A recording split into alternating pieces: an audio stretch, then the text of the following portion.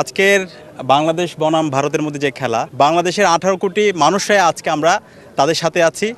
আমরা দীর্ঘদিন ধরে, আপনারা জানেন, আমাদের এই দেশে একটা ভারতের আধিপত্যবাদ ছিল, আগ্রাসন ছিল। তো আজকে জুলাই বিপ্লবের মাধ্যমে আজকে আমাদের এই দেশে আজাদি পেয়েছি, আজকে আমরা মত প্রকাশের স্বাধীনতা পেয়েছি, আমরা ভারতের আধিপত্যবাদ থেকে মুক্তি পেয়েছি। আজকে আমরা বিশ্বাস করি আজকে আমাদের এখানে আমাদের ভারতের বিরুদ্ধে আমাদের বিজয় হবে এবং বাংলাদেশের জয় হবে, বাংলাদেশের 18 কোটি মানুষের জয় হবে ইনশাআল্লাহ। আমরা দেখতে পাচ্ছি শিক্ষার্থীরা স্বতঃস্ফূর্তভাবে এসেছে, বৃষ্টি আবহাওয়া একটু বিরূপ অবস্থায় আছে, তারপরেও আমাদের বিশ্ববিদ্যালয়ের ছাত্রছাত্রী সবাই আমরা এখানে এসেছি। আমরা উৎসবমুখর পরিবেশে খেলা দেখছি এবং আমরা আমাদের যে হচ্ছে বল করছে মুস্তাফিজ এবং আমাদের যারা বলাররা আছে তারা যদি ঠিকমতো, আমরা আশা রাখছি তাদের পারফরমেন্স করতে পারে ইনশাআল্লাহ, অবশ্যই তাদেরকে আমরা কম রানের মধ্যে তাদেরকে আমরা আটকাতে পারবো।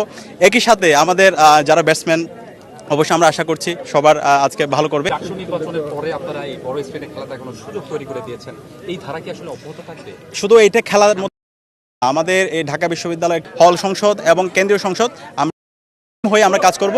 ঢাকা বিশ্ববিদ্যালয়ের 40,000 শিক্ষার্থীদের যে প্রত্যাশা, তাদের কাছে আমরা যে কমিটমেন্টগুলো দিয়েছি প্রত্যেকটা কমিটমেন্ট আমরা বাস্তবায়ন করব।